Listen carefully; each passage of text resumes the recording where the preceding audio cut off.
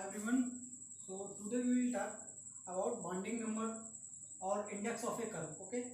So what is the binding number of or index of a curve? So we are talking in complex analysis. Okay. So this is very important topic in complex analysis because uh, the objective question can be asked from this topic. Okay. So I will tell you about the binding number. Suppose we take any closed contour gamma in C. Suppose we take any closed contour gamma in closed curve in C. C means complex plane. Okay, and let any point A, V, and A is any point. Okay, in C by gamma. Then the binding number or index of a curve. Okay, so both are same. Binding number or index of a curve both are same. Okay, so then the binding number or index of gamma around the point A is denoted by neta of gamma A and is defined as neta of gamma A equal to 1 upon 2 pi at integration gamma dz upon z minus a. Okay, so this is the definition of the binding number. Actually the definition of the binding number and finding the binding number both are different. Okay, so I will tell you the difference between definition of the index of a curve and how can you find the binding number of a curve. Okay, and that is index of a curve. Okay, so this is the definition. Again I will repeat. If gamma is any closed contour in C and let A be any point in C upon gamma, then the binding number, that is index of gamma around the point A is denoted by neta of gamma A and is defined by neta of gamma A equal to 1.2 by integration gamma d upon z minus a. Okay, note I have written a note. The binding number, that is index, may be negative. The binding number may be negative, 0 or positive. Okay, so the binding, that is the index of a curve may be negative, 0 or positive. Okay, so after we will talk a remark. So there are two remarks. Okay, so first is that if curve is a counterclockwise around the point A, then the binding number, that is index of curve, will be positive. Are you understanding what I say? I am saying that if curve is a counterclockwise. Okay, if curve is a counterclockwise, that is, suppose this is the curve. Okay, so this is the counterclockwise. I can say this curve is, suppose this is the curve gamma, then I can say that this curve is counterclockwise. Okay, then if curve is counterclockwise around a point A. Okay, suppose this is the point Z0 or A.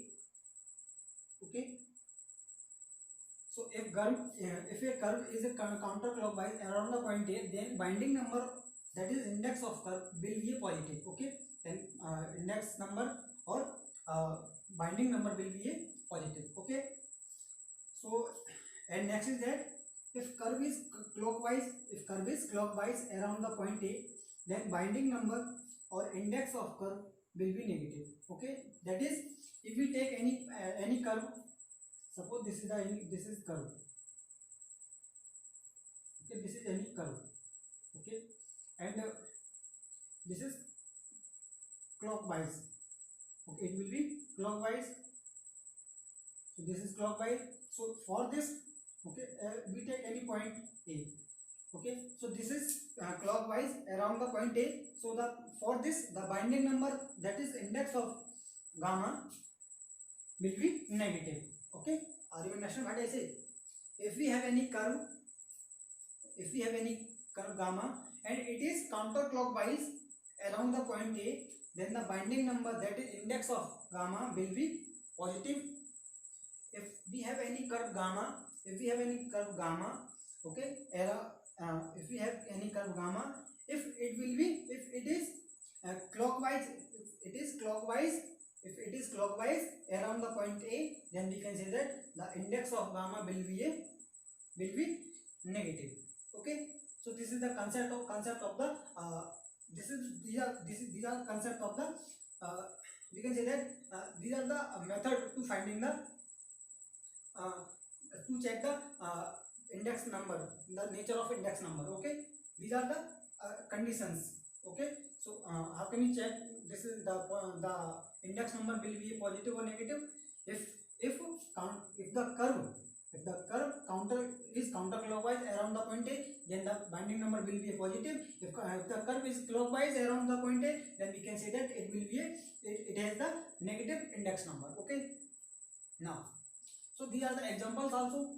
So for this we can the index number, that is binding number of gamma neta, the index of that is gamma of A will be, because it is counterclockwise, so therefore it has one index number, that is it will be positive because it is counterclockwise around the point A. Okay, so it is clockwise, so for this the index number neta of gamma A, it will be -1. Okay, now suppose we have any curve that is I can take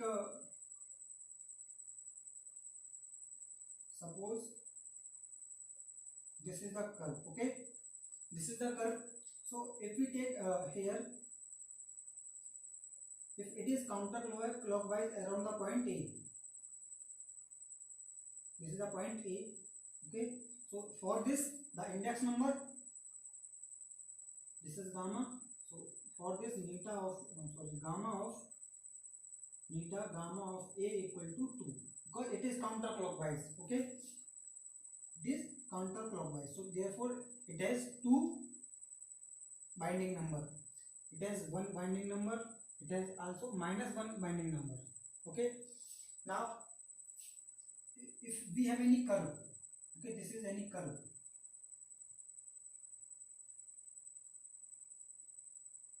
it may be counterclockwise or clockwise. Okay, it does not matter, and A is any point. Okay, in C, okay, in C, and this is gamma, suppose this is counterclockwise. Okay, then the binding number for this the gamma will be neta gamma of A equal to 0. Okay,